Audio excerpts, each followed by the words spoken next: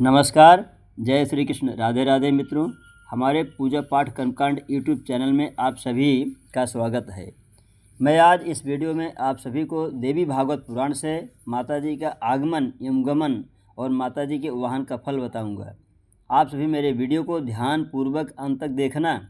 यदि आप मेरे चैनल पर नए आए हों तो मेरे चैनल को लाइक एवं सब्सक्राइब करना। मैं प्रिय दर्शकों को बताना चाहता हूं कि जब भी नवरात्रि का समय आता है, चाहे वासंती नवरात्रि हो या शारदीय नवरात्रि हो, उस समय दिन के अनुसार माताजी के वाहन का फल होता है।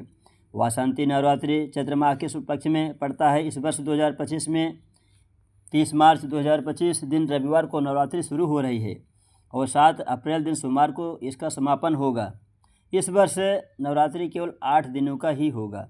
महाअष्टमी का व्रत 5 अप्रैल दिन शनिवार को किया जाएगा।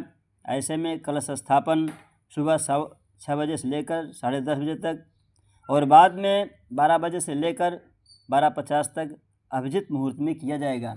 इसमें 9 माताओं का पूजन किया जाता है। प्रथम माँ शैलपुत्री, दूसरा माँ ब्रह्मचारिणी, तीसरा माँ चंद्रघंटा, चौथा माँ कुष्मांडा, पाँचवा माँ स्कंद माता, छठा माँ कात्यायनी, सातवां माँ कालरात्रि, आठवां माँ गौरी, नौवां माँ सिद्धिदात्री।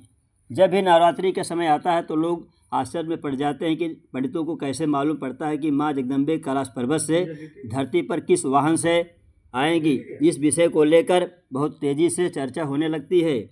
आज मैं इस विषय को लेकर चर्चा करेंगे। श्लोक के माध्यम से इसका प्रमाण दूंगा।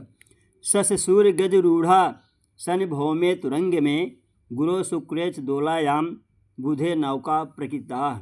इस श्लोक का अर्थ है कि सस अर्थात चंद्रमा, सोमवार और सूर्य का अर्थ रविवार। जब रविवार और सोमवार के दिन नवरात्रि शुरू होती है तो माँ दुर्गा जी का आगमन हाथी पर होता है। शनिवार और मंगलवार के दिन जब नवरात्रि होती है तो माता जी का आगमन घोड़े पर होता है। जब गुरुवार और शुक्रवार के दिन नवरात्रि शुरू होती है तो माता रानी का आगमन पालकी अर्थात डोली में होती है। माता रानी के आगमन का फल। जिस वर्ष माता रानी हाथी पर सवार होकर आती हैं उस वर्ष वर्षा अधिक होती है और सुख समृद्धि एवं शांति प्रदान करती हैं।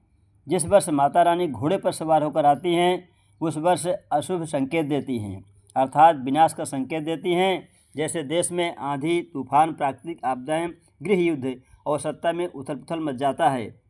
जिस वर्ष माता रानी पालकी अर्थात डोली में सवार होकर आती हैं उस वर्ष महामारी का संदेश देती हैं। जिस वर्ष माता रानी नौका पर सवार होकर आती हैं उस वर्ष अच्छी फसल एवं वर्षा होने का संदेश देती हैं और साथ साथ मनुष्यों की मनोकामना पूर्ण करती हैं। अब मैं आपको बताना चाहता हूं कि जिस प्रकार माता रानी के आगमन की सवारी दिन के अनुसार निश्चित होती है उसी प्रकार प्रस्थान की भी सवारी निश्चित होती है। इस श्लोक के माध्यम से जान सकते हैं।